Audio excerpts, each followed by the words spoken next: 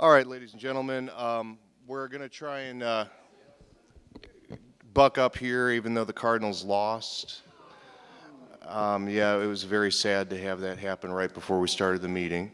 But I'm going to call the meeting to order, and we're going to do a quick roll call. We only have 3 officers present this evening. Doug Clemens, the chair. Bob Mallon, vice chair. Rhonda Steelman, treasurer. And we're going to do an approval of minutes from the last meeting in September. And those would have been distributed to our membership by email. Were there any corrections? Seeing no corrections, the minutes can pass as stand. Okay. We do have a couple of individuals that were interested in membership, and I believe one of them is here this evening. Rhonda, if you want to go over that. Yes, I'd like to nominate Barb Ray from Hazelwood, Missouri. She works at Target and has met the criteria for voting membership. And the way this works is, Barb, could you stand up? Hi. If our membership could you please cast a vote. Yeas, please. Nays are opposed. Thank you. Welcome aboard. Okay, we are going to try and get through the meeting relatively quickly this evening, but we've got a few things on our plate. I want to go over some announcements real quick. Hopefully all of you caught that this month the Missouri Department of Natural Resources and the Missouri Department of Health and Senior Services issued a joint letter indicating that they believe, based off of their statistics, that there is a problem with exposure in this area. One of the statistics that leapt out was a 300% increase over average of childhood brain cancer. So they have asked the powers that be the EPA and the CDC, to do a thorough health study of the area to see what kind of exposures we have had. Along those lines, we also have a landfill fire. Now, recently this was made public twice, but there was an article in the Post-Dispatch discussing the advancement of the subsurface smoldering event. And we actually have Matt Levanchi here, who's with the Pattonville Fire Department. He's the assistant chief, and he's willing to give us an update very quickly on the landfill fire, if you don't mind doing that, Matt. There's a microphone right up here in the dead center, or you can do the wireless. Yeah, Doug asked if I would give an update, and I think everybody probably saw the article from the Post-Dispatch. I was made aware of the letter going to Republic last week by MO-DNR. I've had a few conversations with some of the people that are actively following this. The big thing of it is really nothing has changed since the last meeting when I spoke about where the subsurface smoldering event is. The issue that the MO-DNR addresses in their letter to Republic Services is the fact that there is a gap in data. And if you look on a map, they identified the gas extraction wells, they identified additional temperature monitoring probes that need to be put in place. And that's what the letter said. It was written by the director of the solid waste program to Republic Services requesting that additional information. Harvey and I both participated on a conference call this morning with MO-DNR and the Attorney General's office and all the players that are involved, and we verified a couple of things just to make sure that I didn't read the article wrong or read into the article. The St. Louis Post-Dispatch article is not correct. The letter from DNR to Republic does not identify that the fire has moved past the interceptor wells and is burning in the southern edge of the North Quarry. What it does identify is that there's a lack of data, and I completely agree with that. And without that data, we can't pinpoint exactly where that smoldering event has taken place. The thing that I will give my hats off to with the Department of Natural Resources is they're being proactive. They say we need this information so we can determine what's going to happen, and we also want you to come up with basically a contingency plan in the next 30 days to address the lack of information that's there. And if the fire moves beyond the interceptor wells and into the north, if the fire moves on into the North Quarry, what are you going to do about it? Because right now, as the EPA has said, that The minimum amount of time at this point is 18 months before they can actually break ground to start the construction of the barrier wall. Everything is still the same as last month. The difference is that we've been working or waiting for results from EPA from their testing and everything else for the last year. And the one thing I can tell you is that the temperatures in the North Quarry, or in the neck, not the North Quarry, are trending upwards. It's not a cause for alarm at this point, but we need more information. We need more data to be able to analyze what is actually going on and where that subsurface fire, as it's identified by the MDNR in their letter. That's the one thing that they did spell out to Republic. It's an underground fire. Then basically it just means that they want more information so we can analyze that data and come up with a plan in the event that we need to do something. So without that information, we're still kind of in the dark of where that subsurface smoldering event is at. Thanks, and just return to the center table.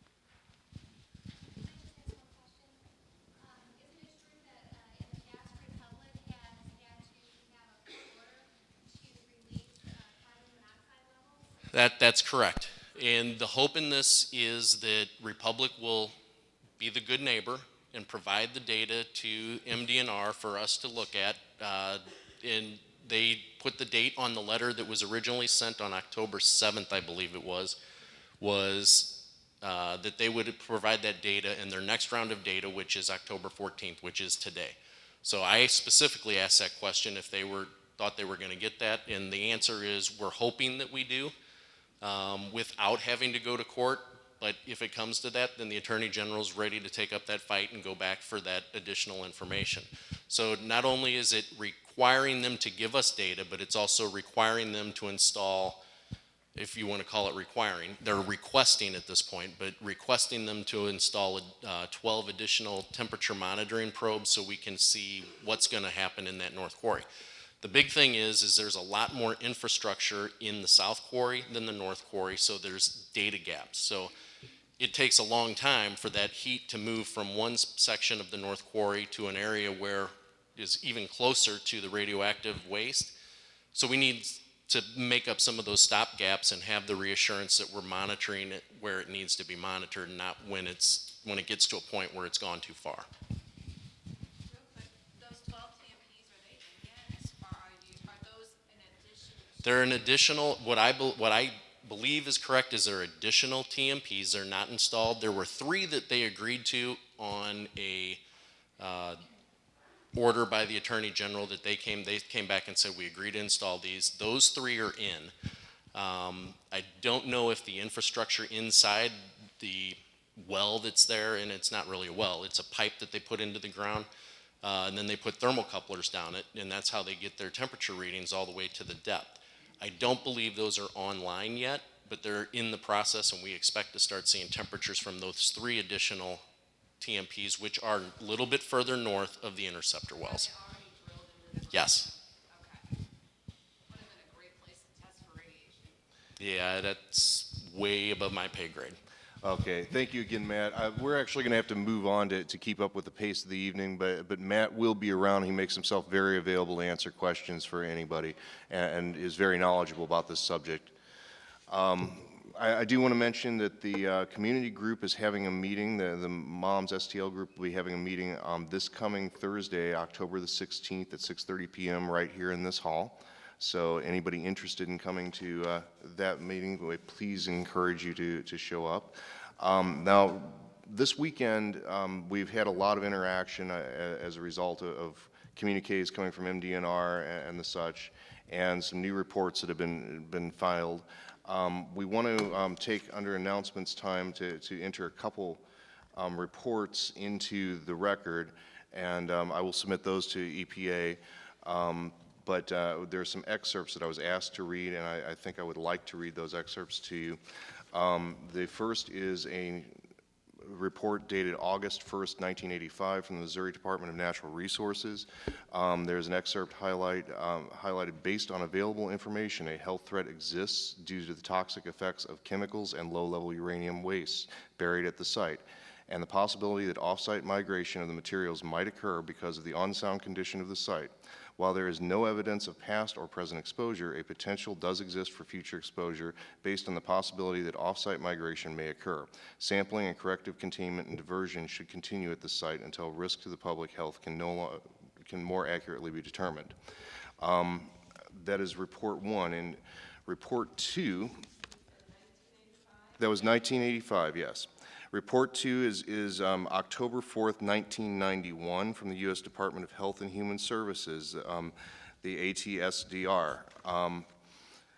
They recommend to the overseeing folks at the site, the health outcome data evaluation was inconclusive. The study population was much larger than those expected to be affected by the site. Community concern seems minimal and is being adequately addressed by the DOH. Well water sampling and analysis program. Currently, sampling data is needed to better evaluate the levels of contamination in groundwater, soil, and air. Appropriate surveys need to be done both on and off site so present pathways, potential exposure, and health effects can be determined. It is recommended that at the earliest possible date, a comprehensive remedial investigation feasibility study be completed for the Westlake landfill. It should include at least A, on and off-site groundwater monitoring for radiation and other contaminants, B, on and off-site soil sampling, surface and subsurface, and determination of air radiation levels, a complete survey of all area wells and monitoring for landfill contaminants, D, proposal and implementation of remedial action to prevent present and future exposure to workers and the public if deemed necessary by the RIFS, which wasn't deemed necessary in 2008. During the community interview phase of the remedial investigation, information should also be gathered on former workers who were involved with the site during the transport, dumping, and spreading of radioactivity. Basically, this is testament to something that we keep reading into the record time and time again, that the Nuclear Regulatory Commission, along with other organizations, here's 2 more, have recommended consistently through the years that this stuff is mobile, it can get off-site, and off-site testing needs to be a consistent part of monitoring at this site, which has not happened. And just putting that out there in the public record. And that actually is the end of this section, and we're going to move forward to new business. Oh, no. At this point in time, I'd like any elected officials or representatives of agencies to please be recognized.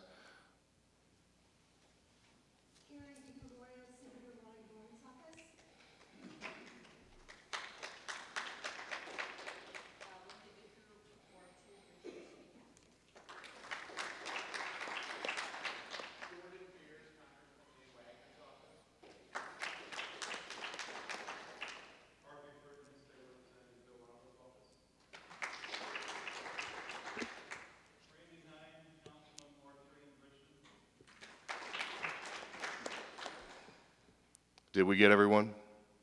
Thank you for being in attendance this evening. Along with new business, I over the weekend was approached by several residents and leaders in the community, and a discussion ensued about making an ask of the EPA through resolutions at our organization. We drafted 2 resolutions, and I actually need to call for a motion to read those resolutions before they can be voted on each individually. And so can I have a motion? Motion, read that resolution. Okay, I have a motion and a second. That was the bells, both of them. Thank you, and thanks for your input. All righty, Resolution 1, Westlake Bridgeton Landfill CAG Resolution 2014-1 RE Health Clinic. Whereas historically there have been pathways open to spread radiological contamination from Westlake Landfill to the residents and workers in this area. Among these pathways are the initial transportation and illegal dumping of materials described to Westlake Landfill as clean dirt mixed with leached barium sulfate, which in fact were soils containing weapons-grade radioactive waste in the Westlake Landfill in 1973. Because the landfill was not informed of the contaminants illegally deposited until 1976, these materials were scattered throughout the landfill as if they were fill dirt.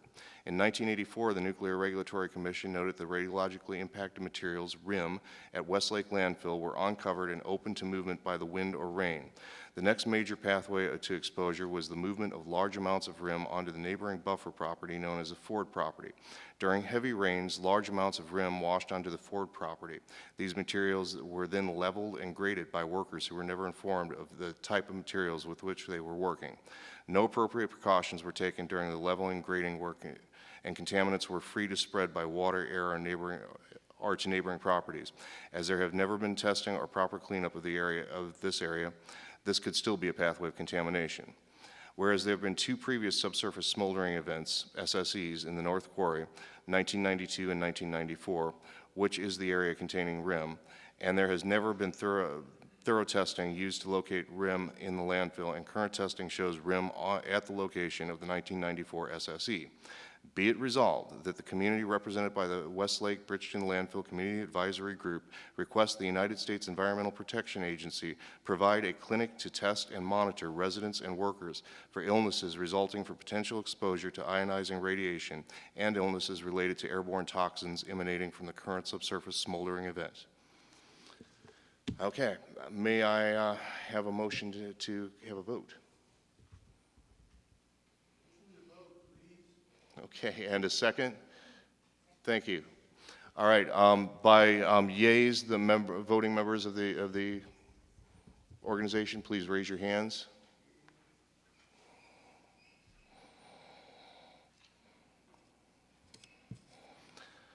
Nays? The motion is passed.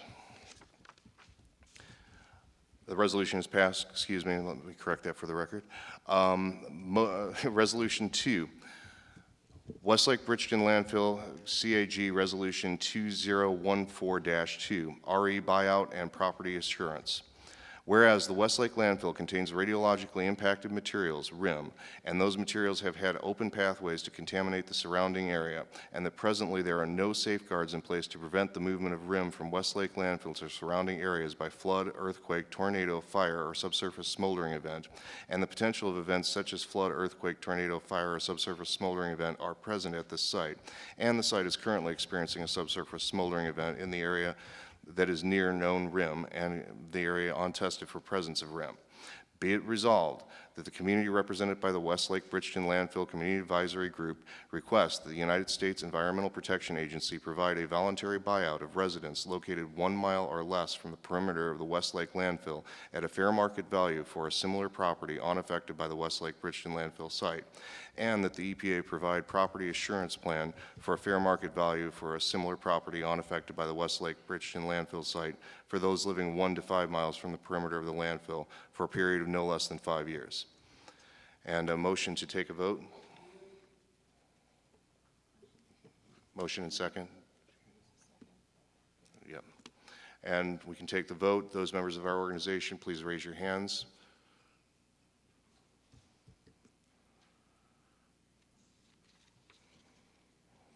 Any nays? The resolution is passed, and we will clean those up and make the asks for the EPA and send it up the line. All righty. We did not actually have an executive board meeting from September, so I don't actually have a report to make, which actually will save a little bit of time here. Treasurer's report. There's been no income and no expenses, so our balance remains at $396.55. And I would ask for individuals to please consider contributing something to us. We do spend a fair amount in ink and time doing this. So I'm going to make a call out for new business through the membership. Does anyone have a motion? Okay, moving forward, we actually have a presentation by the Environmental Protection Agency this evening, and I don't know who's conducting that presentation or introducing. Okay, so Mary Peterson will start us off here. And Mary, do we need to clear out of the way of this screen?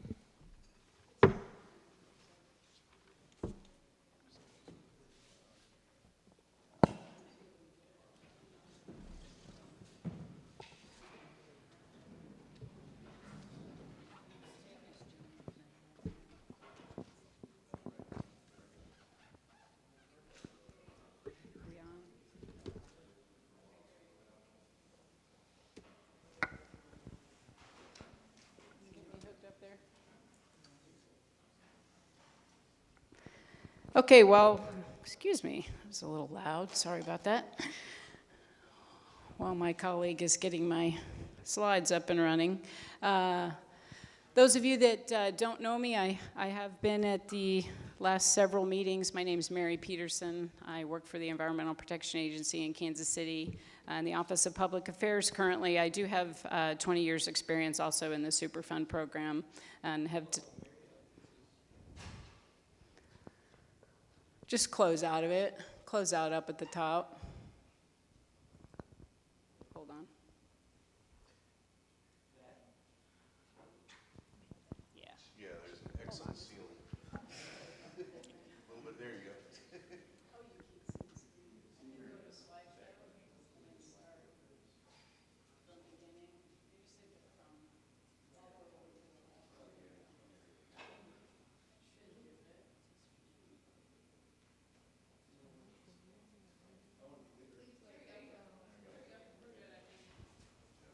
Okay, great. I think we're ready to roll here. So our presentation this evening is kind of a carryover from last month. For those of you that were here, we had our friends from the Corps of Engineers presented on radiation risk and a little bit about risk assessment process, but we thought it might be beneficial to hear about EPA's risk assessment process. I remember last time there were lots of questions that came up about how we looked at the different exposure pathways in the Westlake baseline risk assessment. So we have put a presentation together to provide some information for you on that topic. And in fact, I have some of our risk assessment experts that have come with me from Kansas City to talk to you tonight about EPA's baseline risk assessment process. And then also, we'll get into the specifics of the Westlake risk assessment, at least in terms of the overall conclusions that came out of that. So you will have to be a little bit patient up front because I'm going to have a couple of slides that give you some frame of reference, really, talking about the Superfund process and how baseline risk assessment fits into our decision-making framework under the law. Okay, and it's important for you to understand that before we get into the specifics of Westlake. So I have just a few slides about Superfund process and how risk assessment fits into that. And then I'm going to turn the microphone over to my colleague, Dr. Todd Phillips, who is going to talk to you about how EPA does baseline risk assessment. And then we'll get into the conclusions about the Westlake risk assessment. And then, of course, afterward, we'll be here to answer questions either specific to the presentation, or myself and Dan Gravatt are here as well to answer questions that you may have that go beyond the risk assessment. And then following the formal part of the meeting too, you may have noticed in the back of the room, we've got some easels and boards set up. So we'll have a time for more informal question and answer if you feel more comfortable perhaps speaking to one of us one-on-one.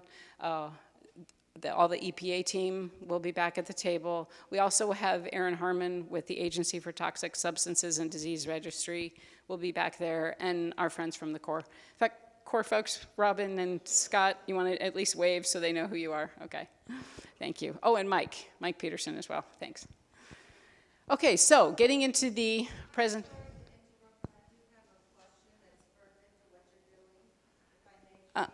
We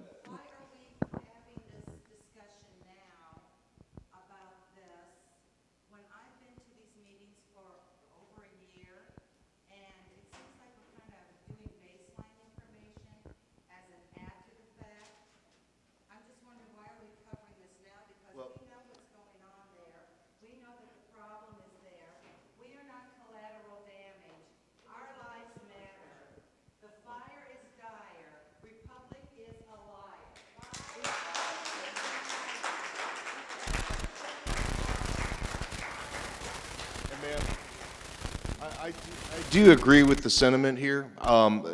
Unfortunately, they're coming to try to get everybody onto a level page because there are some folks here that don't know how this process works. I know intimately how it works, and I thought you would have done this from day one when we were coming together, or you had to. That would be, start at the beginning of the book.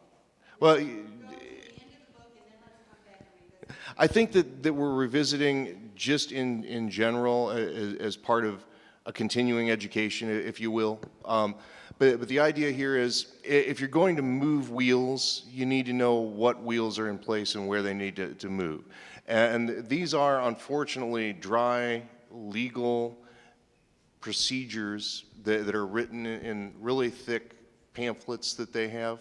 and in order to move those, to change those, we have to understand what they are. And I know Don Chapman and Debbie and myself and Ed Smith, we spend a lot of time pouring through this stuff and trying to understand it. And that's fine for us, but somebody that walks in and wants to participate doesn't understand this process, and we want to make sure that they actually do understand it, because this is our go-between with the EPA for whatever it is. And moving forward, I do want to say that we'll do question and answer after they've done their presentation, and I remain in chairmanship, so I will select individuals to speak at that time. So Harvey, I'm going to put you off. I see your hand back there, but we're just going to continue on, and when we're, I'm sorry. So we'll just wrap this up. This presentation won't take long, and then we'll have a free forum floor. Yes, Harvey, go ahead.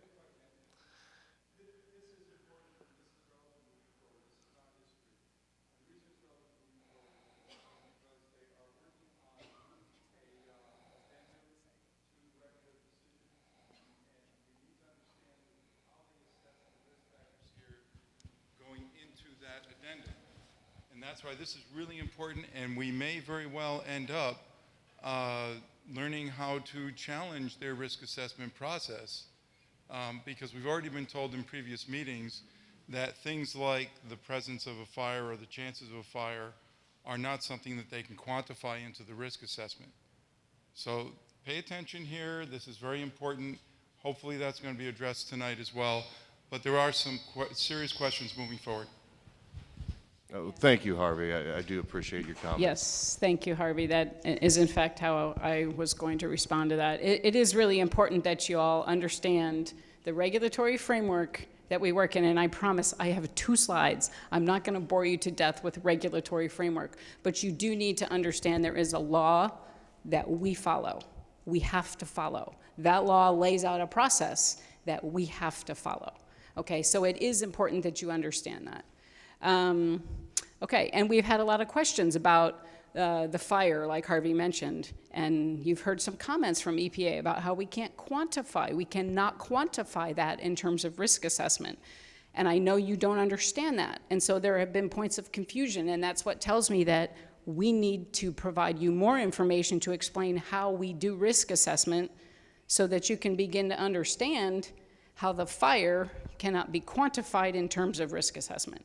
It's an educational process, okay? And I will tell you right off the bat, risk communication, there have been books, probably hundreds of books written about risk communication. It's a really difficult concept.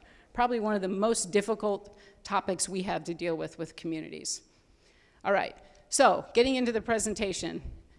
Our regulatory framework, CERCLA, okay, otherwise known as the Superfund Law, provides EPA with legal authority to respond to a release of a hazardous substance or any pollutant or contaminant that may present an imminent and substantial endangerment. Now, I will tell you at the Westlake site, what we're dealing with is the first one, okay, the hazardous substance. The vast majority of cases, that's what our response authority is responding to. CERCLA identifies 3 main types of response actions. We have removal actions, remedial actions, and enforcement actions. Now, removal is a bit of a misnomer because most people think, oh, that means you're removing something. Not necessarily the case. In this use, removal action is a legal term, okay? And it means a shorter term response action that's taken when there are more urgent threats presented at a site. So for example, a removal action could be putting a fence up. Okay, you're not physically removing anything, but under our law, that could be a type of removal action that is taken. So it's just a type of a response action, but it doesn't necessarily mean that you're removing anything. But it is what we use to do the shorter term actions to address more urgent threats. Remedial actions are typically That's the pathway we use at National Priorities List sites. Those address, thank you. Those address the longer-term actions, typically groundwater sites. Any site that's on the National Priorities List goes through what we call the remedial pipeline, which is my next slide, and there's several steps in that process. The enforcement action there is really just an indication that we have authority to issue orders under CERCLA to potentially responsible parties who can then conduct the investigations and the response actions either under removal authority or remedial authority. So we have the authority under CERCLA to issue orders. Okay, you can't really see the arrows on this slide, but let's just start at the top. This is the remedial pipeline that I referred to, and this is how a site, once it's on the National Priorities List, the steps that we have to go through, again, under our law, requires that these steps be taken, okay? The first step there is the remedial investigation and feasibility study. The remedial investigation is where we collect all the samples. We do all the sampling and analytical work. We determine what's the nature and extent of contamination. Where is it? How much is there? Where has it gone? The feasibility study then is an evaluation of the cleanup alternatives or the remediation alternatives for a site. And again, there's a process there. And each alternative is compared to 9 criteria that are set forth in our law. All of this is very formal and very regulated under our law. We then put out a proposed plan. Up there it says remedy selection. Okay, part of that is a proposed plan. And this is where you get involved because the proposed plan goes out for public comment. Okay, and this is kind of what Harvey was referring to. We're heading toward this point in the process after feasibility study work is completed, where a proposed plan will come out for public comment. And then following public comment period, the record of decision is signed. Then following down the pathway there, remedial design and remedial action. Remedial design is the engineering phase. Remedial action is more the construction phase. Each one of these phases takes a while, okay? This is not a fast process. It's not. After remedial action and construction, we then go into operation and maintenance. And, you know, the O&M requirements kind of depend on what the remedy is. They're going to be different for a groundwater pump and treat action than they would be for a capping action. But there generally is some sort of long-term operation and maintenance that's required. Now, one of the reasons I wanted to show you this is because I want to make sure you understand where a baseline risk assessment comes in. It comes in at the remedial investigation and feasibility study phase. So that's kind of what we're talking about tonight. The removal action box is over on the side, and I apologize, the arrows didn't show up well on the slide. But essentially, a removal action can occur at any time in this process. So as we're marching through our remedial process at a site, if we identify threats that are of a more urgent nature, we can invoke our removal authorities, okay? And that is, in fact, what we have been doing with regard to the isolation barrier at Westlake. The pre-construction order was issued under removal authorities, and it's anticipated that a removal order would be issued for construction as well. As far as all the talk you've heard us talking about remedial investigation and feasibility study, that's kind of on the remedial pipeline. So at Westlake, we have 2 concurrent pipelines going. We have the remedial pipeline going for the National Priorities List site. We also have a potential removal action out there as well. So I wanted to point that out, that removal actions can really occur at any point. Okay, and as far as where Westlake is right now, you know, we had gone through remedial investigation and feasibility study, proposed plan, signed a ROD, right? So we had made it that far, 2008, is that right, the ROD, 2008. And now we're back, right? We backtracked because there were many public concerns about the remedy that had been selected, as well as some scientific issues, I think, with EPA headquarters that caused us to want to go back and look at some additional alternatives. So we had made it to the ROD in 2008 and have then backtracked into the feasibility study phase is kind of where we are right now, as well as pursuing a removal action. So that's where we are in the process. I now want to turn the microphone over to my colleague. I'll introduce him, Dr. Todd Phillips. is a PhD toxicologist with EPA. He's been with us for nearly 10 years, a few of which were served at EPA headquarters in DC, and then the last seven or so with Kansas City. So, Dr. Phillips. All right. Thank you, Mary. All I heard her say was, we're going to use the courts, we're going to use the law to drag it out as long as we can, hoping we all go away. They've had all kinds of time to get something done, and they go right back where we started. Every meeting, they start. As demonstrated by this procedure here. We're not going away, folks. Been under EPA authority for 24 years. What is the priority?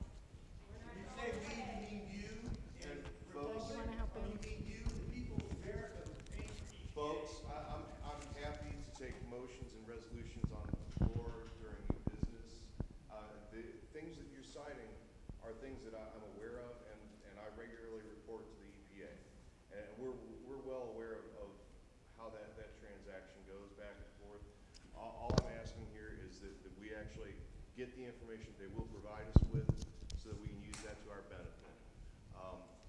This is a conversation, and I'm trying to run this meeting as best I can, and that requires that the people stay in order, and we'll have a discussion. We'll get our views out. And please keep putting them out there. Let's follow the order of the meeting. Go ahead, Dan. All right, thank you.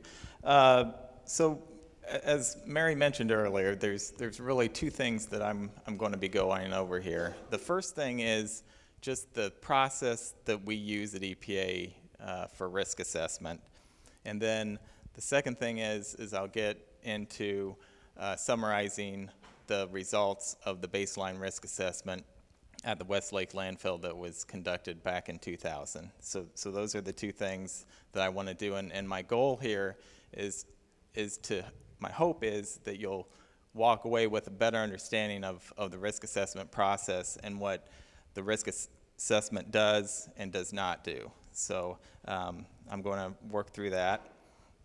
So first off, the purpose of the baseline risk assessment is to evaluate the threat of contaminants at the site to human health, assuming no action has been taken. So that's an important point, is that to assume no action has been taken, and that's why it's called a baseline risk assessment. We're looking at the risk before any kind of action has been taken. And then the National Contingency Plan calls for a site-specific baseline risk assessment to be conducted as part of the remedial investigation, so that's something that EPA is required to do. The baseline risk assessment will characterize both current and future threats to human health, and I think this is most important here, is that the risk assessment, the baseline risk assessment, is a tool that EPA uses to inform the decision of whether we're going to take an action or not. So again, I think that's worth repeating, is that the risk assessment is a tool that we use that informs EPA whether to take an action or not at a site. Who does the risk assessment?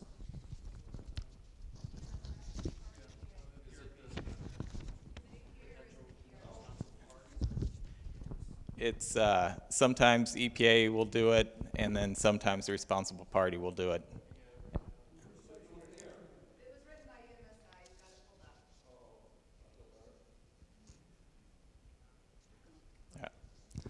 And then risk assessment is a process to predict the likelihood of adverse effects due to exposure to site-specific contaminants. And I think, again, that's a key point to make here, is that the baseline risk assessment focuses on the site-specific contaminants. In addition, as I mentioned previously, the baseline risk assessment evaluates current and future uses. What a baseline risk assessment does not do is it does not link individual illnesses to past contaminant exposures. Okay? And a baseline risk assessment also does not prove that a specific contaminant caused an individual's illness. We're looking at current exposures as well as future exposures.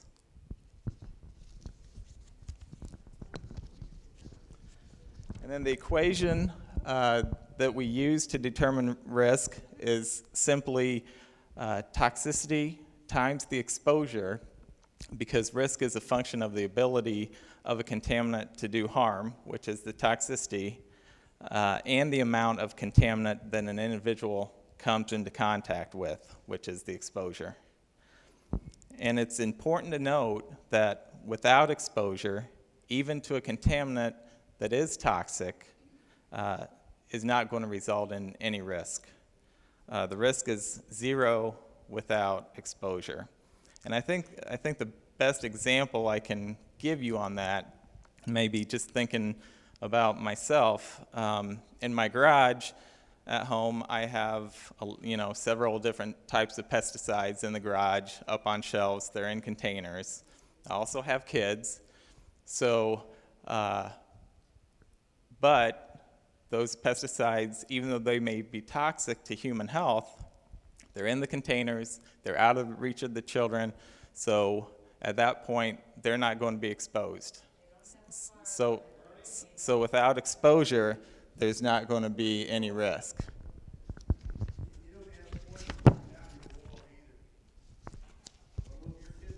Let's see. So. The next thing, I want to go over the different components of the baseline risk assessment, and that's the data collection and evaluation, exposure assessment, toxicity assessment, and the risk characterization. So the data collection and evaluation part of the risk assessment is fairly self-explanatory. It's where we go out and we collect samples, whether it be from air, water, soil, and then we use these data to tell us what contaminants are on the site and at what concentrations those contaminants are at. And from this information, we develop a list of contaminants at the site. So the exposure assessment, I'm sorry, that's a little difficult to read there. But the main question that we're trying to answer in the exposure assessment portion of the baseline risk assessment is how much of the chemical are people being exposed to and over what period of time. So the first part of the exposure assessment is to characterize the exposure setting. We want to we want to get a feel for what are we looking at. Is it an urban environment? Is it a rural environment? Are there parks there? Are there streams there?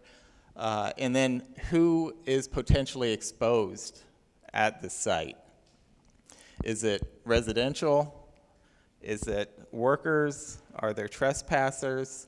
Also, are children or adults being exposed? These are all things that we look at. And we also look at, how long are people going to be exposed and how often are they going to be exposed?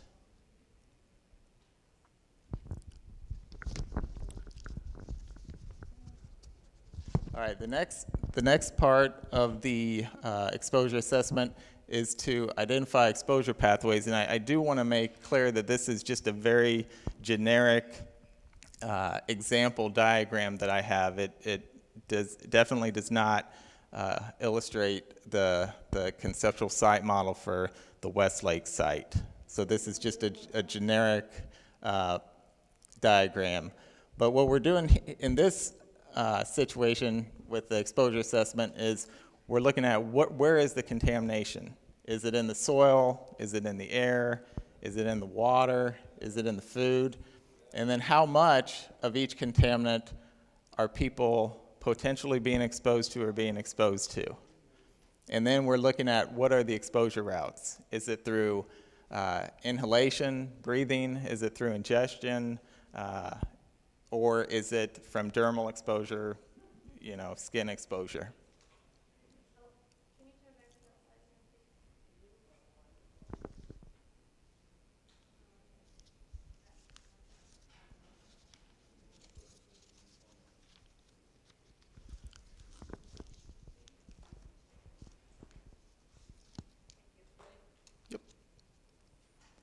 All right, and then the toxicity assessment is a two-step process where the first thing we do after we collect the data, we get the list of chemicals and we determine, are these chemicals harmful to humans? And that's a qualitative assessment that we do. The second thing we do in toxicity assessment is to look at what amount of injury is that level of contaminant likely to cause. Okay, so that's the second part of the toxicity assessment. And I think I want to say here that cancer and non-cancer effects are evaluated separately in the baseline risk assessment. So the second and the quantitative part of the toxicity assessment is the dose response assessment. And this is where we're quantifying the relationship between exposure and adverse health effects. So how much of the chemical or contaminant has to be present for there to be some kind of an adverse health effect. And for the cancer effects, we assume that there are no exposures that have zero risk. So anytime someone may be exposed to a contaminant that may cause cancer, there may be increased risk from that exposure. Although it may be very, very small, we assume that there is additional risk. And cancer risks are estimated, they are a probability. We estimate cancer based on probability. Non-cancer effects, we assume there are exposures below which no adverse health effects will occur, which is a threshold. So there's a point where you may be exposed to this concentration, but there's not going to be an effect. If you go over that threshold, then there may be some effects. Can you clarify that? Would you mind clarifying that real quick? I'm sorry, the non-cancer? Well, I don't know. I guess an example you could use is, when you think about medications that you take. For example, you may take a couple aspirin, it'll get rid of your headache, but if you take a whole bottle, then you can have some more serious adverse health effects from that. Is that like autoimmune? Is that birth defects, or is that not? I've never heard of non-cancer. Is that anything? So Yeah, it's anything. Yeah, not subcategory right. that falls under the size. Yes. So, no, that's a good question.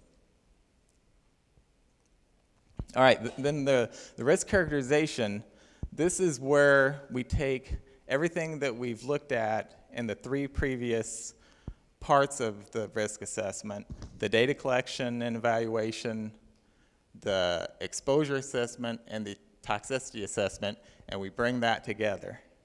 And we do it for both cancer risk and non-cancer hazards. And cancer risk is expressed as a probability, as I mentioned before. And I do use scientific notation, the 1e to the -4 throughout the presentation, so I want to make clear what that is that's equal to 1 in 10,000, okay? And Superfund manages cancer risk looking at a target risk range of 1 in a million to 1 in 10,000. And for an action, when an action is taken, we're looking at if we have a risk of 1 in 10,000, that's going to trigger that we take an action. So the non-cancer hazard, we're going to compare the exposure that we've calculated that someone may be exposed to and look at, actually, I'm going to hold off on that. It's a quotient, and I'll get to that in a couple slides. But we're going to be comparing exposure or intake to the dose that is unlikely to cause adverse health effects. And then the last part of the risk characterization is the uncertainty section. And that's an important part where we're going to look at the data and we're going to summarize, are there areas where we don't have enough data that may affect the decision we make, or are there certain contaminants that we found that we just don't have that much information on that is an uncertainty? And that's where we're going to put that, is in this risk characterization. So we're going to explain all that in that part. Now, as I was mentioned, we look at that 10 to the minus 4, which is 1 in 10,000. And when the baseline risk assessment comes up with a risk at 1 in 10,000 or greater, then an action is likely needed. Okay? Now, if the risk is determined to be 1 in a million, or the 10 to the minus 6 value up there, no action is going to be needed. I'm sorry, yes, thank you. It's the excess lifetime cancer risk. Yes, yes, yes. Now, if it falls within that target range, an action may be needed, but other factors may be taken into account for that. Okay. Okay, this doesn't show up very well. Okay, as I mentioned, the non-cancer hazard quotient is expressed as a ratio. It's not a statistical probability like cancer is. It indicates the likelihood of an adverse health effect occurring. And I'm sorry you can't see that equation very well, but what it is it says HQ, which is the hazard quotient, is equal to the exposure level, which is how much someone may be exposed to, or what we've estimated that someone's exposed to, over the reference dose.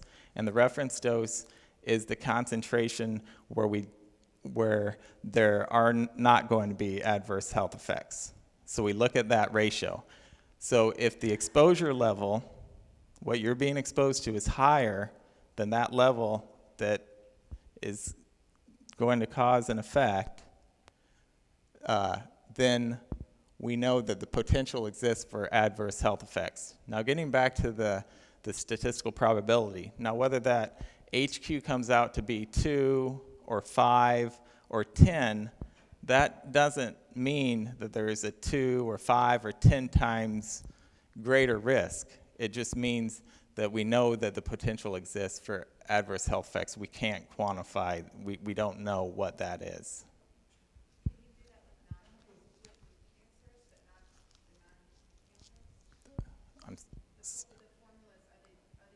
They are different, yes, they're different. No, that's good questions, they're different, yeah, yep. Okay, now I'm going to, hopefully that was really quick run through of what baseline risk assessment is and isn't. And now I want to go through the risk assessment that was done in 2000 and hopefully illustrate that the process of the baseline risk assessment was followed by going through the data collection and evaluation, the exposure assessment, the risk characterization. And then I'm going to summarize that and show what was found in that risk assessment.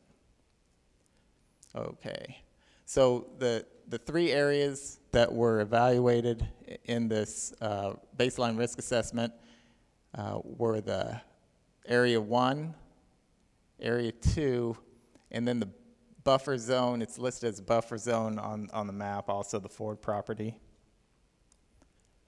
Okay. No, you're good. So in the baseline risk assessment, there were 4 primary objectives of that risk assessment. The first one was to estimate potential health risk associated with the site if no remedial action was taken. And that's, again, the baseline risk assessment. What's the risk if nothing's done? Identify the areas of concern, the environmental media that may be a concern. That's the soil, air, water, whatever else. And the contaminants that pose the primary human health concerns.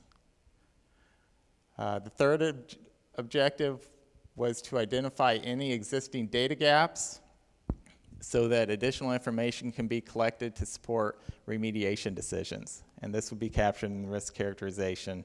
Are there uncertainties that we have that we need to gather more data on to give us more information so we can make a better decision? And finally, to provide a baseline for comparing the protectiveness of remedial alternatives in the feasibility study. So first thing, data collection and evaluation. I'm not going to get into a whole lot of details about all of the data, but want to run through the basics of the risk assessment. The data for OU1 were evaluated to establish what contaminants were detected on the site and are site related. And the other thing was to look at the data and determine, are these data of sufficient quality for use in the risk assessment? There is a process we go through. We look at the data to determine whether or not it's of quality to be able to be used in the risk assessment. Okay, so the contaminants of potential concern that were identified in the 2000 baseline risk assessment are as follows. There were the radiological contaminants, uranium-238, uranium-235, thorium-232, and the associated decay products. There were also non-radiological contaminants that were identified as contaminants of potential concern, which were arsenic and aerochlor-1254, which is a PCB in Area 1, and then arsenic, lead, uranium, and aerochlor-1254 in Area 2. And I also want to note that this doesn't mean these are the only contaminants or chemicals that were detected on the site, but these were the contaminants that were considered to pose the most risk. So in the exposure assessment, following through the risk assessment process, there were 4 routes of exposure that were identified: external radiation from contaminated soil, inhalation of dust and gases or radon, dermal contact with contaminated soil, and incidental ingestion of soil. So those were the routes of exposure that were identified. The potential receptors that were identified in the baseline risk assessment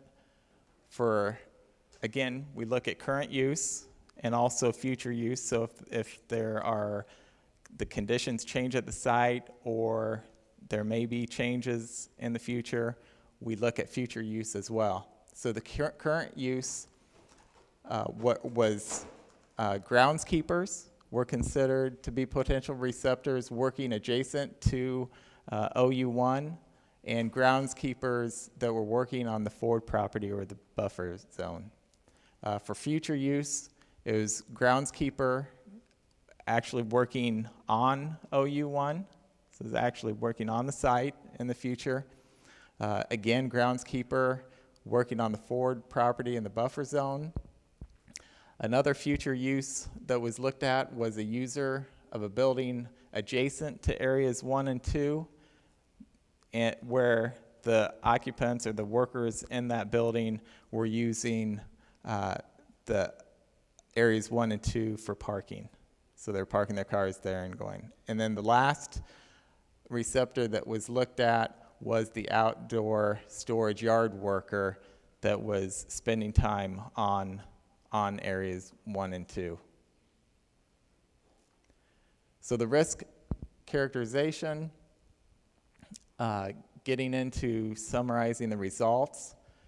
For the current conditions, all receptor scenarios that were evaluated resulted in an excess lifetime cancer risk that was less than 1 in 10,000.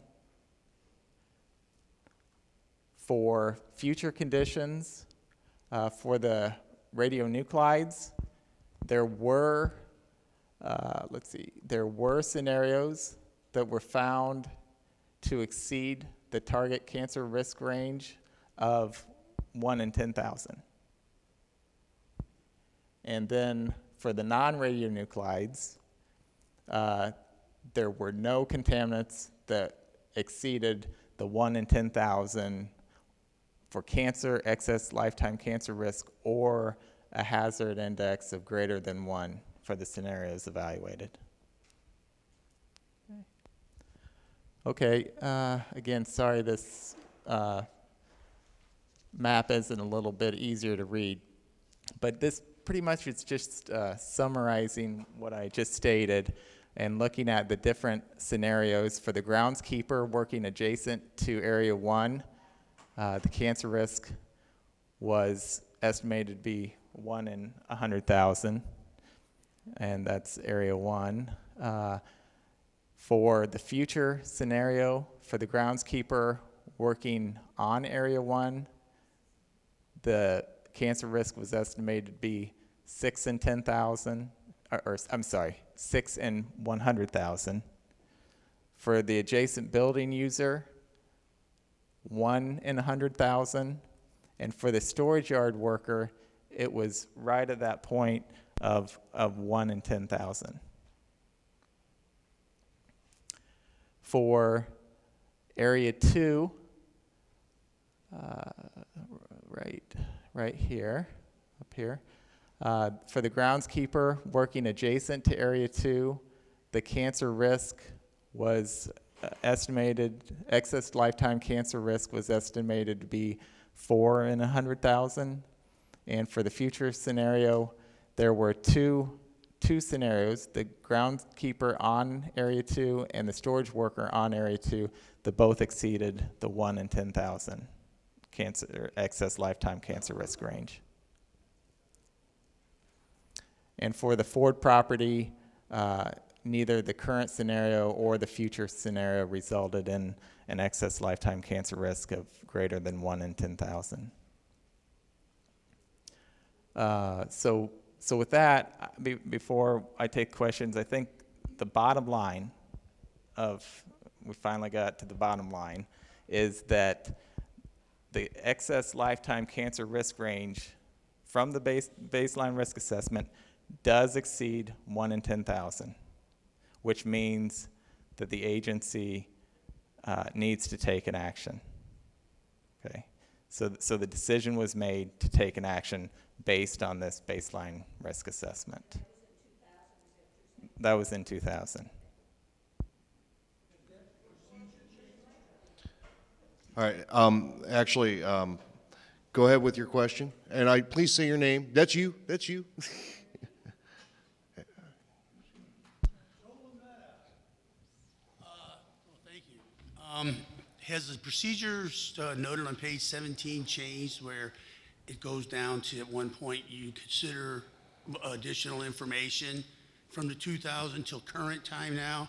Is this the consistent procedure that is used now? Am I working?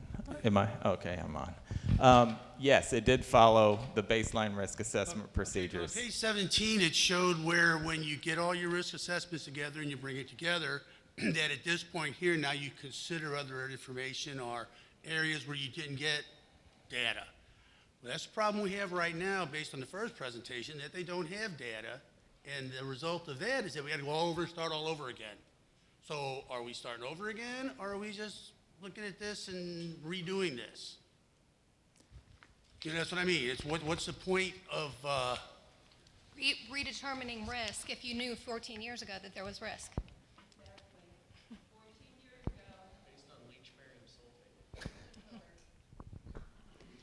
So we're not redetermining the risk. My understanding is the additional feasibility study work, and I'll call on Dan here to help me out, largely because of community concern expressed by the selected remedy in the 2008 ROD, was that additional alternatives were to be looked at. It wasn't so much that the risk assessment needed to be redone. It was that additional information needed to be looked at to evaluate other alternatives. So the feasibility study is what's being looked at. Actually, the Not the chair risk has a assessment. question. Who would decide that the EPA takes over from a PRP in doing a baseline assessment? I read on there that it characterizes current and future risks, which, you know, EMSI put out a report which you guys tore apart, which spent a lot of pages telling us that fire won't hurt radioactive waste. And really, that wasn't what I was interested in. I wanted to know if it was going to disperse the radioactive waste, and they somehow skirted the answer to that question. When you're dealing with those kind of ethics, should these guys be touching a risk assessment? And who would make that decision to rip it away from them? We, under the orders that we issue to potentially responsible parties, as is the case here, EPA maintains oversight authority, so we review the reports that they submit. We have our risk assessment professionals that take a look at the submissions, and that's why we do oversight. Okay, Don Chapman. I don't think that there was anything wrong with your people looking over their information. I think what we're saying is their information is wrong. So it's not that your people didn't do their formulas and do everything on here. It's that you guys thought it was clean fill dirt because they told you it was. You thought it was leach barium sulfate when there was other crap in it. Who do we make a formal request to for a risk evaluation? Because it was a great presentation. I love, I'm a data geek. I like that. But that it's moot because it's all based off of incorrect data. Our data. What's moot? I'm sorry, I'm not following your question. The risk assessment that you did, based on all the chemicals that were there, you went through all the steps, right? So you had to look at everything you had, what volume you had. You guys assumed in your documents and in the study that Ed has opened now, you list leach barium sulfate with clean fill dirt. We know now you guys have come, thanks to Harvey Ferdman finding it in a document just a year and a half ago, you guys came forward and said, yes, it's no longer clean fill dirt. It's probably got other bad stuff in it. That other bad stuff is not included in this risk assessment. Okay. Does that Yeah, make I think sense? I see what you're getting at. Yeah. And I think we do have more information now because more samples have been collected. We do have more data now than we had certainly in 2000 when we did the risk assessment. And I think the answer to your question is that the conclusions from the risk assessment, since they exceeded the 10 to the minus 4 risk range, that basically triggers us under our Superfund law.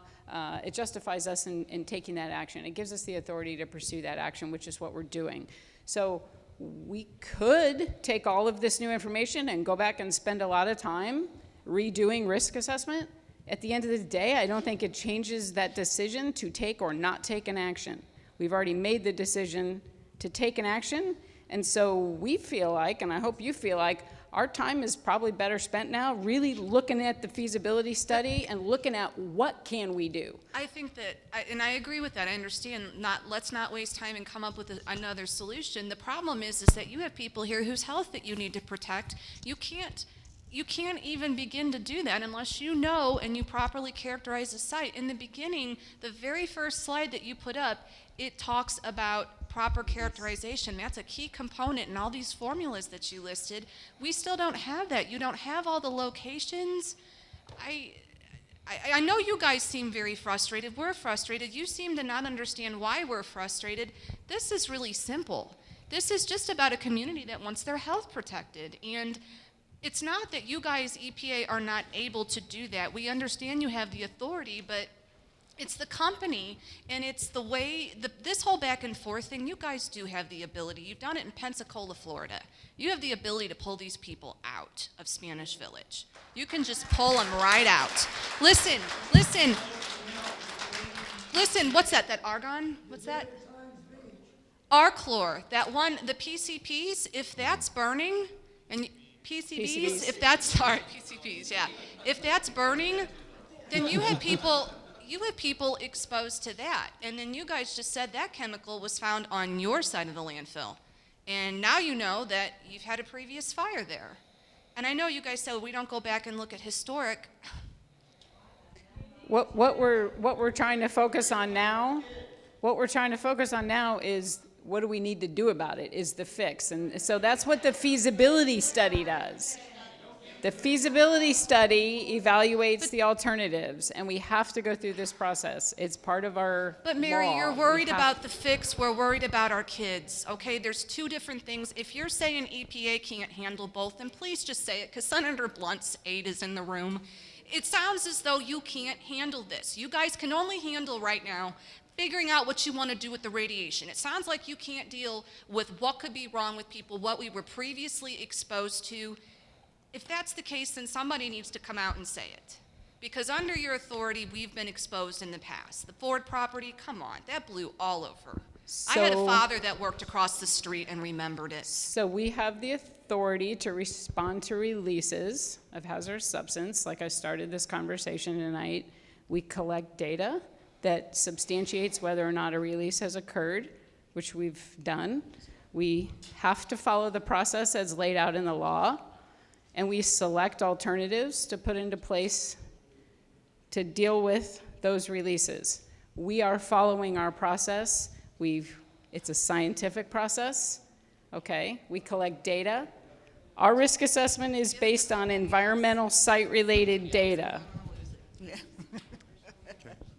Okay, Ed is next, and then we're going to move here and here. Hello, my name's Ed. I work for the Missouri Coalition for the Environment. Just to maybe help out a little, what I'm hearing you say is that the baseline risk assessment met the hurdle the EPA established to determine that remedial action was necessary. So it could have been, was it 1 out of 100,000 or 1 out of 10,000? It could have been 500. It could have been 5,000 out of 10,000. It wouldn't have mattered. You guys would still be moving forward with what to do, right? Correct. Okay. So I think that helps some people here. Good. So I still have a lot of issue with how you guys do risk, though, because the one thing that I still have not been able to wrap my head around, even in the baseline risk assessment, is the continual refusal to assess risk should there be a smoldering fire or a surface fire that released radioactivity into the surrounding area. Not only to the people, but to the first responders that we have here. The baseline risk assessment, it used wind erosion, but it didn't consider smoke. It didn't consider should there be a responder trying to address that issue. The fact that the EPA's response this entire time has been, we looked at that, the ORD concluded this is what would happen, that in 2 pages, that just doesn't feel like an actual risk assessment that is going to be used to inform the ROD addendum. Not only that, you have, I know this baseline risk assessment's dated, but there have been site changes for the groundwater. That there used to be one big leachate sump there. Now there's 20-something around the perimeter. That certainly has changed how the groundwater flows. So I understand the frustration of the people here, probably on both sides, but our concern remains that we just haven't seen any goodwill from EPA Region 7 when it comes to a thorough evaluation of the risks related to the radioactivity at the site. Okay, so with regard to the subsurface smoldering event and reflecting that in the risk assessment, I heard you say you don't agree with our risk assessment process. Confused and frustrated, and Right. it's not fairly transparent from our end. You've heard us say before, I know I've heard Dan say it in this forum, that the subsurface smoldering event, we cannot quantify that in terms of a risk. Okay, so what you just heard from Dr. Phillips about the 1 × 10⁻⁴, our risk assessment process, when we quantify risk, is based on data, environmental data, concentrations that are found in soil samples or groundwater samples or air samples. When we talk subsurface smoldering event, how much is that? You're talking about this concentration as being airborne How do I is what it sounds like But to how do me. I quantify that? If you See, I can't quantify that. If you cannot quantify it, you guys have done a poor job of explaining to this community how you are including that in your risk assessment. That's what I'm trying to do tonight. For what is going to be ultimately decided with the radioactive waste. That's exactly why we're having this conversation tonight. Because I've sensed in the last several meetings, there's been a lot of confusion, because every time Dan says, I can't quantify that, nobody understands it. So we needed to go through this process tonight so that you better understand what risk assessment is and what risk assessment isn't, okay? So how then, can you explain to me, please explain to me then how EPA Region 7 is assessing the very real risk of a smoldering fire impacting the radiological material at this landfill in its decision-making process if it's not quantifying it? EPA is progressing on the feasibility study to get a fix in place for the radiologically impacted material. The subsurface smoldering event is being managed under the state authority, right? No, I'm talking about the EPA side of the fence here. How is the EPA evaluating the risk in this decision? There's two different things going on. And the smoldering event is being managed by the state, like Mr. Levanchi spoke about earlier. Okay, MDNR has requested Republic to take some additional measures to control that. My question. I'm attempting to, Ed. I don't know how else to answer that question. I don't care what the state of Missouri is doing. I'm asking what the EPA is doing to evaluate the real risk of a fire moving radioactive material off-site in its decision-making process for the addendum to the record of decision. Let me kibitz on here a little bit. And A landfill fire can start hopefully you can anywhere, come back any with an place. answer to that. A landfill fire can start anywhere, any place. One could break out in the middle of Area 1 right now we're sitting here talking. And it doesn't need to be about the progression of the current SSE. So we want to know, basically, if a fire broke out right there while we're talking, right this instant, what is EPA going to do about it? How are you assessing that risk? Back to the beginning of the presentation, EPA has the authority to respond to a release of a hazardous substance. To the extent that such a fire, if it were to occur and break out, caused a release of a hazardous substance, that we could collect data and substantiate that a release had occurred, we would have authority to address that. What you're talking about is hypotheticals. So the answer then to the question I'm asking is the EPA does not have a formal way that it's going to explain to this community how it's going to include the risk of a fire at this site in its next decision, next record of decision amendment. We're still pursuing the concept of putting in the, an isolation barrier. I was told that isolation barrier, it doesn't sound like you can't answer the question. Well, Ed, and I don't think I can answer it any better tonight than what I've done, but if you want to submit something in writing for next time, we'll consult with folks back in Kansas City and see if we can formulate. And let's move the microphone, Ed. I know we had somebody on the mic. There's two questions okay, I think everybody's standing except for Wendy here. Wendy, did you want to ask your question now?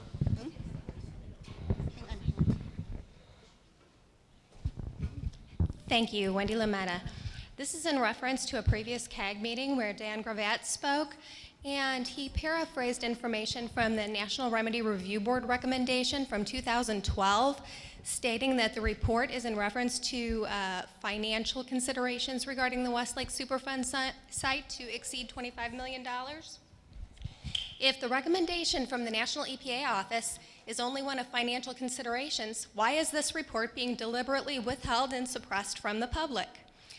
Please explain the deliberative process, and please reference where it states that the deliberative process supersedes the public right to know and transparency within the organization. I think one concern that the public may have is that part of that financial consideration would be a cost-benefit analysis to determine whether or not we are worth it to save.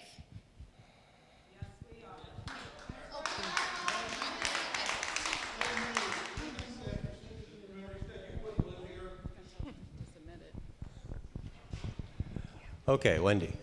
The Remedy Review Board does not have the manpower to review every single remedy that the EPA selects across the country.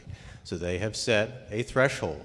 If the remedy is expected to cost more than $25 million, they will review it in detail, which is what they did for this project.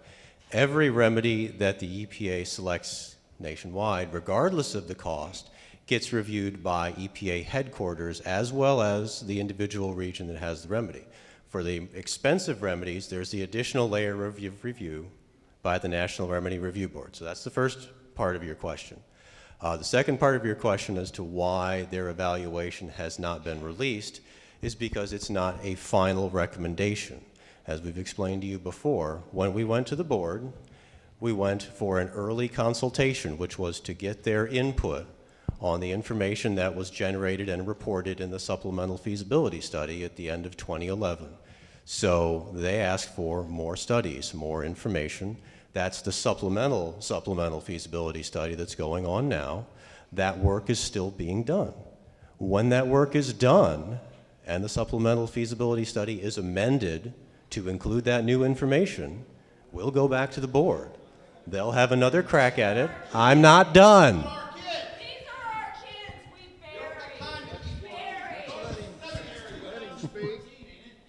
We since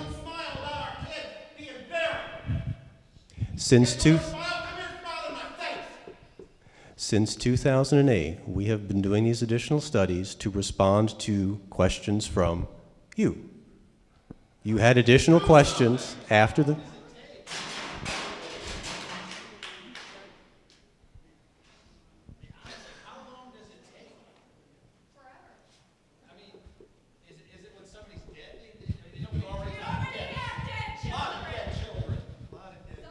So what?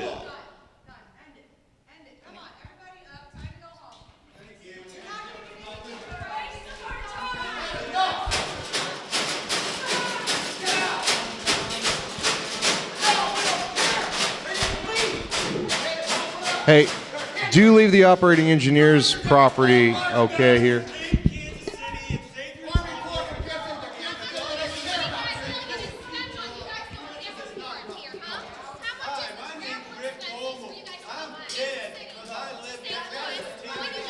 Folks. Here's is 2 miles away.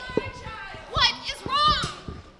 You people don't care. You guys, there's a Thursday meeting, it's a community meeting, we all need to sit together, not like this. Sit together, we need to come together and go and reach out to Gina McCarthy. This kind of bullshit's over. Ladies and gentlemen, we'll close the meeting. The EPA will remain here for Q&A in the back of the room if anybody would like to speak to them individually. There will be no November meeting.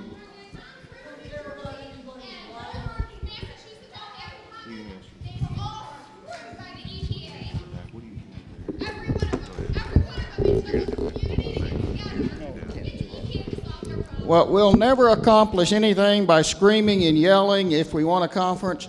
One of the things that I wanted to ask was if this data that was a part of the 2008 record of decision, and some are saying, why don't they do something? They did in 2008, and that was a recommendation to leave it where it is. What community is now saying, that whole thing needs to be relooked at because that data that was used from 2000 was very likely tainted because it was done by Republic Services engineers. So why cannot EPA go back and redo some of that same testing on their own? Because what I'm understanding is you're still taking Republic's testing, you all haven't gone in and done any actual testing that I've been aware of. You're still taking Republic's tainted information, which somebody closely related to what's going on there has specifically said that the Republic recommendation and responses to you all have not been what have been actually the data that they were given, that the data that they were given that you all have evaluated was not properly assessed, because what you got was the record of even data collection that was used by Republic. But why can't, it's 14 years later and all of this stuff could have changed, why cannot EPA go back and do some of their own testing now to even determine is that previous testing even still valid, since it's been 14 years? And a lot of things have changed. The whole dump is dropped by 20 to 40 feet, and the other areas have gone through some major changes, and I would think even the contaminants would have gone through changes. And the other question I have that comes along with that is, if EPA can't do that and can't give us anything related to previous exposures, like I've mentioned, I've lived at Spanish Village for 37 years. If you all can't go back and help us in terms of, has there been something that has occurred previous to 2000 that could have had an effect on our health, who is it that can do that? If you all can't do it, can you tell us who can help with that? Because a lot of what I'm hearing tonight is we want something to be done in areas that EPA has said that's not our area, or we're not considering that in any of our record of decision or any of our proposals. And there are a number of, you've already said you can propose anything that you want to.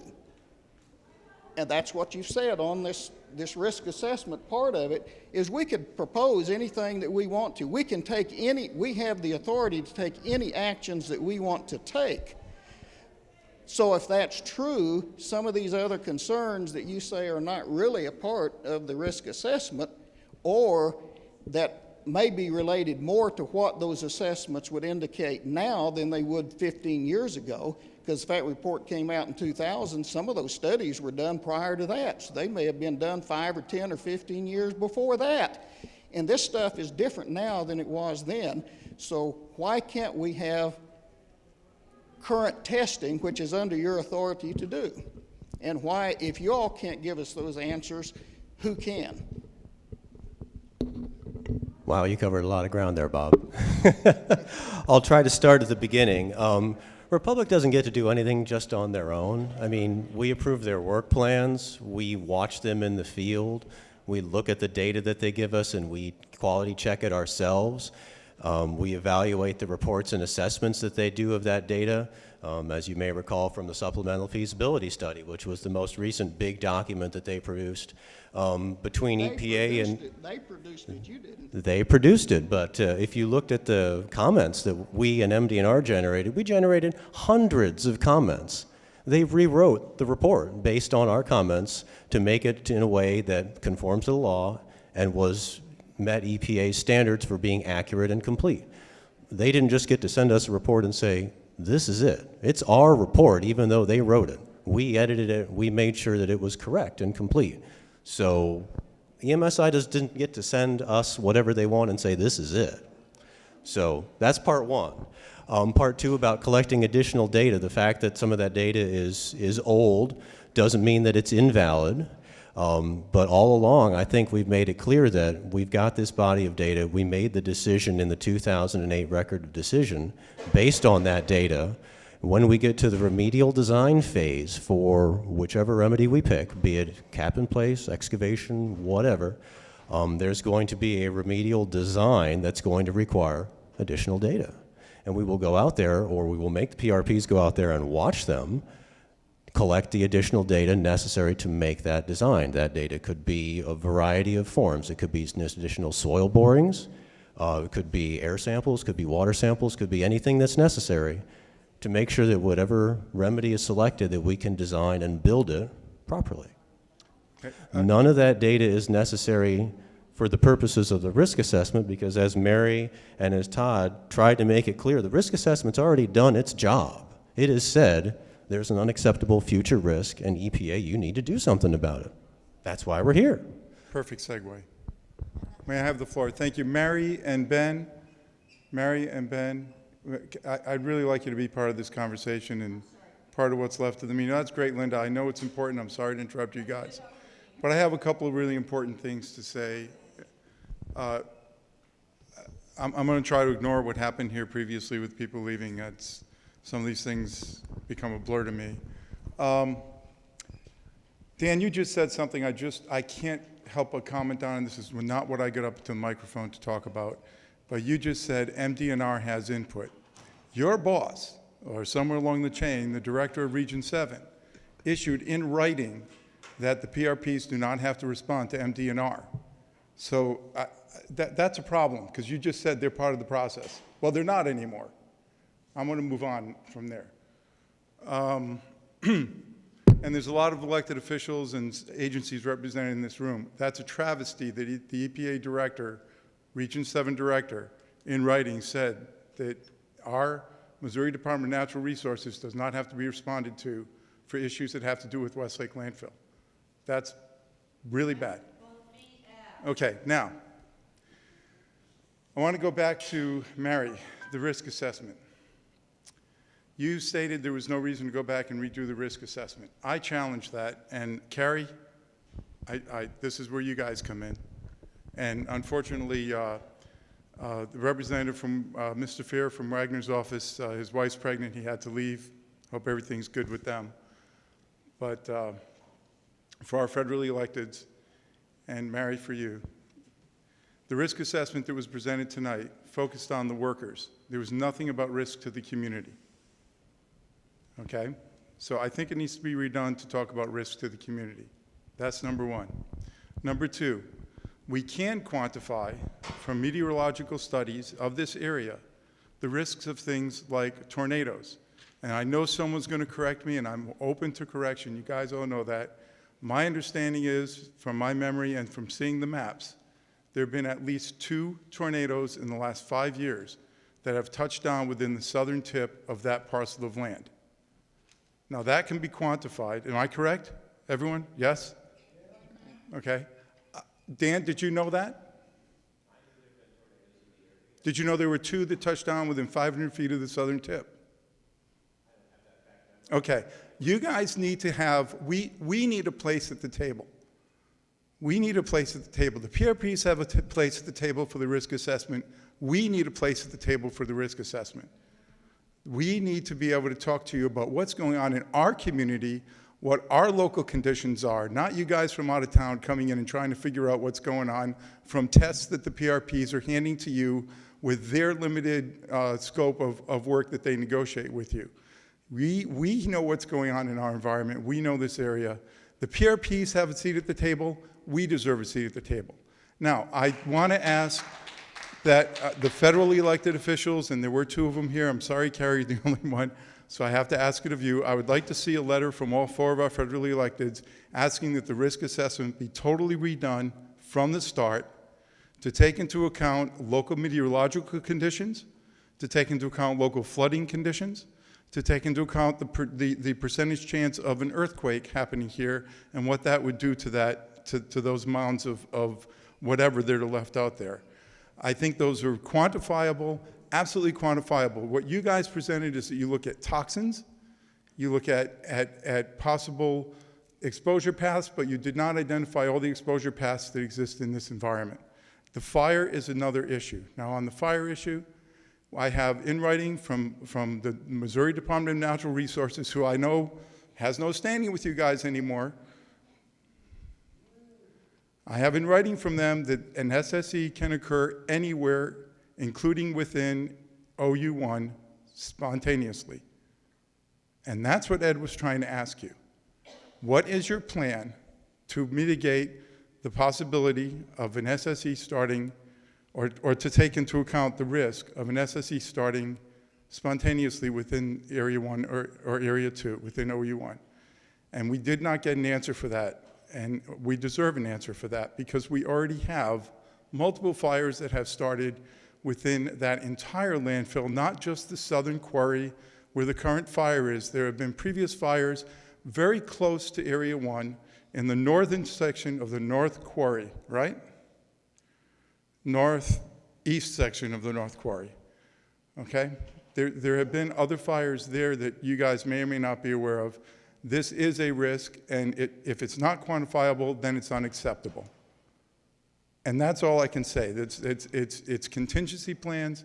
If you guys can't put a quantifiable number on it, and it's something that's as disastrous as a release of nuclear materials into our community, airborne, that if it happens on a windy day, it could be carried for miles, this is an unacceptable risk.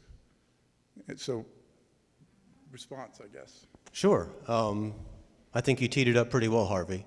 You heard Todd talking about the kind of risks that are evaluated in our risk assessment and any other risk assessment called for under for Superfund.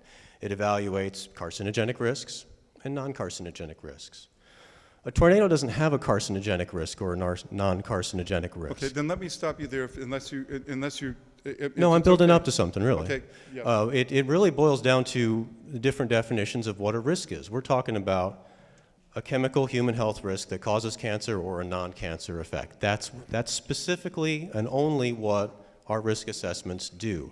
The other risks that you're talking about are things that can be planned for in a remedy or a remedial design, how we build something, what we do to prevent certain occurrences that are possible. You can't predict exactly when they're going to happen, you can't predict exactly how they're going to happen, but you can say, hey, another tornado might hit this place. What can we do to make sure that it doesn't cause a problem? Okay, see, and the problem is that that's after the remedy has been selected and the risk has been done. Now I'm going to call on Carrie as a federally elected representative.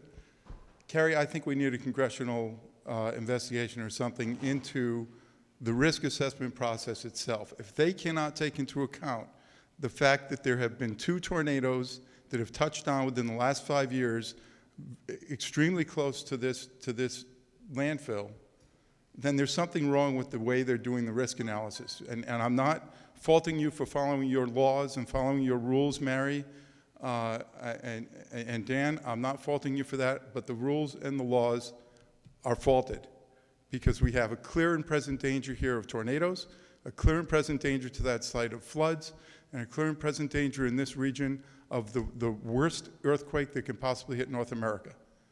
And they're not risk assessments that fall into your numbers, and these are quantifiable by our scientists, our geophysicists, our meteorologists. They can all quantify this stuff, and it's amazing to me that it's not taken into the risk assessment laws and procedures, and I think we need to look at that nationally, not just for this site. And another one of those factors, right, Harvey, that you didn't state is the airport and the proximity of that extended runway to these landfills, and many airplane crashes have occurred within the dimension of which both of these landfills, all of these landfills are to the new runway.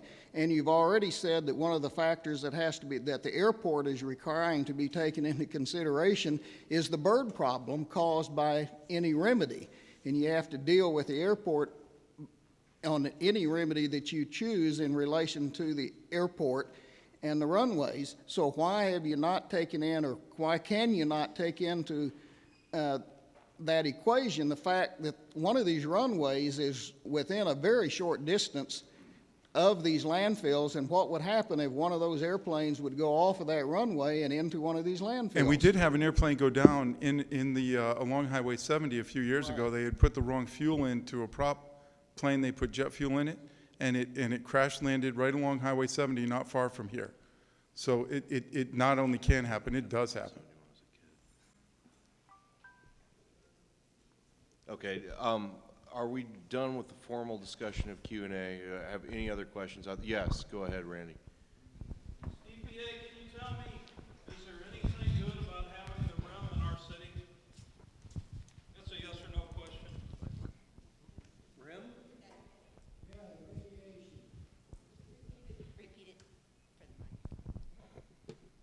can you tell me, is there anything good about having the REM in our city?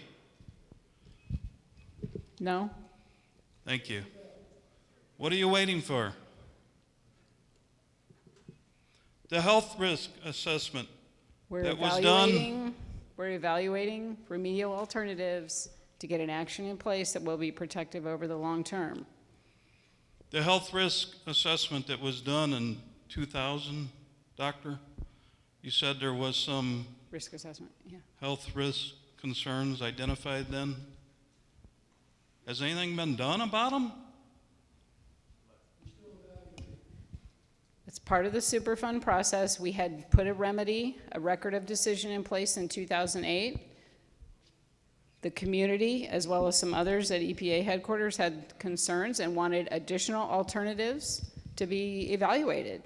And so that's what we're doing. So it did back us up in the process, and a lot of that was largely due to concerns expressed by the community. Mary, I have a question. When the base assessment risk was done, the area that they did was basically Carrollton Circle, which backs up to 270 on the east, Tucson to the north, the river to the west, and 70 to the south. And they did that, and I'm guessing they're basing the lives in that region. Nobody lives really in that region. Why didn't you go to all of Bridgeton to figure out the risk assessment? Because if that stuff blows, we already know from Coldwater Creek that it can go up to 7 miles. Why did they use such a low population base to figure out death rates for babies and things like that? That was in the base risk assessment. That may be one you want to write down and submit. I don't know what she's referring to as far as. The zip codes that were looked at for. Oh, you're not talking about risk assessment. You're talking about. Baseline health. Are you referring to the recent Missouri Department of Health and Senior Services study? No, I'm talking about ASDAR's report back in 1985. It showed a map of where they did the study to see where the possible risk factors could be, and it was a zero population basically, because you only have farms, you have Earth City Business District, and Carrollton Circle, which is now empty because the airport bought it. What agency was this? The ASDAR. ATSDR. ATSDR. That included Spanish Village, and there's Right. 100 homes in Spanish Village, and 93, I think, in Spanish Right. Village. Okay. But Doug, it should have I'm going to included ask you more to, of if you could include that, capture that, because I'm not familiar with your reference, so I And I will completely email it. cannot speak to it tonight. So, And but Deb, if we've you also could- got that 91 report from ATSDR, which seems Right. a little bit more thorough in terms of. And they- I will they even email mentioned in them the to part you. that I read that they had originally misdetermined the affected population and would have to come back for further research. Right. I will send them to Ben. That's fine, or Doug can include them in you usually send us like one list. set of questions a month. I will send them to That Doug would then. certainly be my preference, is to do that. I just want to tail in a little on what Ed was trying to get at from a layman's point of view. It's unbelievable to me that there isn't a methodology for projection of worst-case scenarios just to be factored in. So for example, if the worst-case scenario, one of them, is the SSE turning into a fire that sends a vector up into the air, and according to how the wind is blowing and other conditions, it spreads out in some direction. Those kinds of things are known, are they not? They have happened other places. Landfill issues or non-landfill issues, vector clouds have not happened in some way where somebody has gone and done some kind of evaluation of that. Not that I'm familiar with. Chernobyl then? I mean, come on. Are there absolutely no instances that have some kind of study or even thermal things where you say, if something went up at a particular rate, ranged from this to that, went up, wind is going like this, goes out, and is carrying XYZ of the already identified things and has fallout, Yeah, I mean, There was a study done in St. Louis, by the way. You folks may have heard of that there were some particulates released at Pruitt-Igoe. Okay, and that was a legitimate study done by the Department of Defense. It really did happen. The content of those particulates is what people are kind of arguing about. But they were able to, they wanted to see they wanted to match up with a city equivalent to a city in Russia. They had a specific scenario in mind. They decided St. Louis, that part of St. Louis matched. And they wanted to see if a bomb went off, how far would the particulates carry? And they determined that they carried over 20 miles. And that is a U.S. government Department of Defense study that was done in the 40s or whatever. So we know it can carry far in this area. Therefore, if you're trying to prevent a worst-case scenario, something so bad it hasn't happened somewhere else yet. In the hurricane region, think Katrina, this is a different thing. But the idea of protecting people in a worst-case scenario and the excuse that just because a worst-case scenario hasn't happened, then isn't there some way to put together projections that at least can be imagined? Because I find this is just a complete failure of imagination. The inability to say, we cannot do anything, our hands are completely tied if it's not something that we can pin down that happened in the past. And when we're speaking, risk assessment with a tornado, no, it's not the tornado, it's the dispersion of the stuff. And I can't believe that there isn't examples that you can find to then project ideas that may not have the weight of the actuals that you're doing, but they certainly seem to me to belong. An educated guess. I think what you're referring to is like smoke plume modeling or something along those lines. I'm sure there are scientists somewhere that can do those kinds of studies. But what we have the authority to respond to are releases of hazardous substances that are documented, okay? Again, our decisions are based on science. We have to deal in the known, okay? And not in the unknown. But is what you mentioned a known that could be used as a model? It's known for that particular site, it's not relevant to the Westlake site. I see maps all the time of disasters where I see clouds, I see areas, I see regions of the way the wind was blowing. I cannot believe you can't find something that you can do a projection on that's based in reality of something, a tragedy that's already happened. Some kind of fire, any kind of fire. Take the one down in Texas where the fertilizer plant exploded. Okay, you've got explosives, but you do have stuff going up. Isn't there anything? But that wouldn't be relevant to the Westlake site. Why not? Because it's in Texas. I think you just made reference to something that occurred in Texas. We have to make decisions. Fires that happen and release particulates into the air when the wind is blowing. I can understand so much of this. I get your point. Again, Carrie, we need to change these rules. This again is another example of there is known science. There are meteorologists who can tell us these things. This is not beyond our current capabilities. The rules and laws that they're operating under are obsolete. They need to be updated. This is a problem. Thank you. Harvey, there's another question in front of you. I just had a question. Speaking of the plume studies, have there been any plume studies that were submitted to the ORD review that will eventually be made public? Does the EPA know? Okay. Thank you. Okay. Ed, do you want to maybe have your question?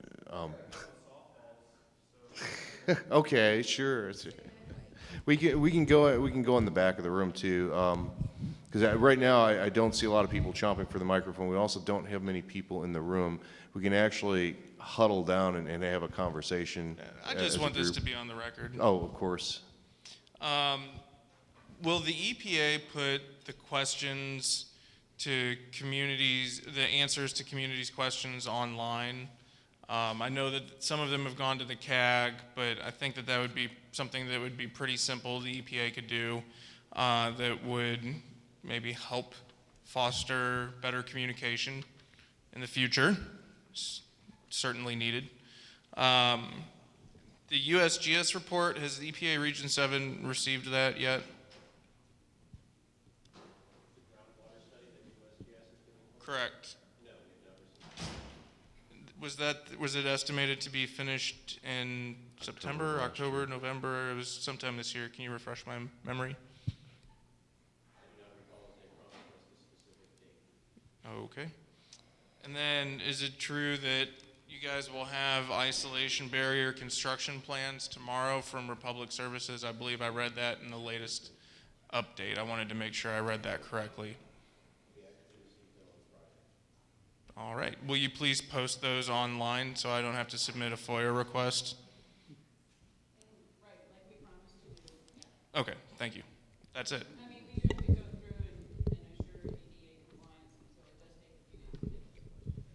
Thank you. Dan, you didn't answer one part of my question, and Harvey's request might take care of this. If you all can't do some of those things regarding health studies that we've been talking about, do you have the authority to ask some other agency, or is there some other agency or group out there that has done or is doing those kind of things that you all are not able to do because of the restrictions that you have from the law? Are there any places out there that you know where we could get that data, or who could come in and do that kind of data assessment for us? You know, it's clear to us every time we come here that a lot of the people have questions about, you know, what caused my disease, what caused my loved one to get sick. And as Todd explained earlier, the kinds of risk assessments that we do look at future risks and current risks. They cannot predict or explain what happened in the past, but that's just a risk assessment. There are other types of studies called epidemiologic studies. ATSDR does those, MDHSS does those. Those are the kinds of studies, they're very lengthy and difficult and detail-oriented, but those kinds of studies can sometimes answer that question, what caused this person to get this disease? That's not really EPA's area of expertise, so that's something that you could ask ATSDR or DHSS to look into. Do you ever base any of your decisions off those independent reports by other agencies? I don't know the answer to that. Risk assessor guys, do you know? I guess the question too would be, if not, why not? No, well, sometimes I know with health consultations that ATSDR will do for us, they may have recommendations. And so if they recommend an action, yeah, we may certainly implement that action. So that's an example, but not necessarily in terms of the record of decision. It may be an action that's done outside the record of decision. A removal action. Go ahead, Harvey. Yeah,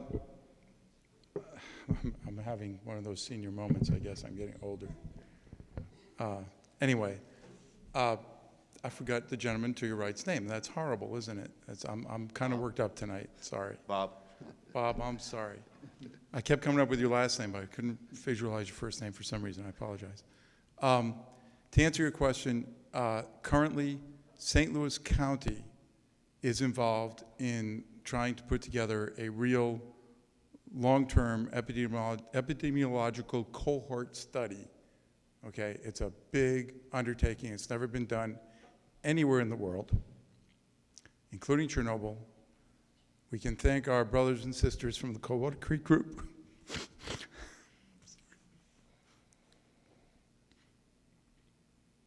Yeah.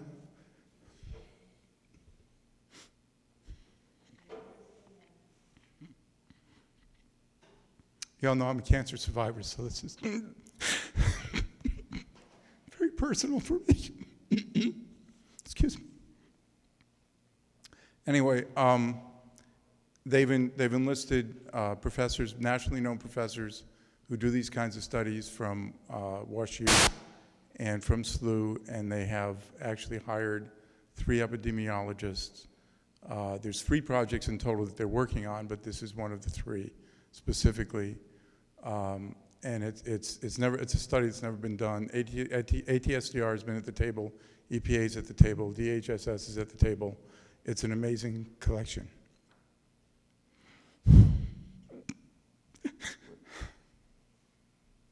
Should have gotten more sleep last night.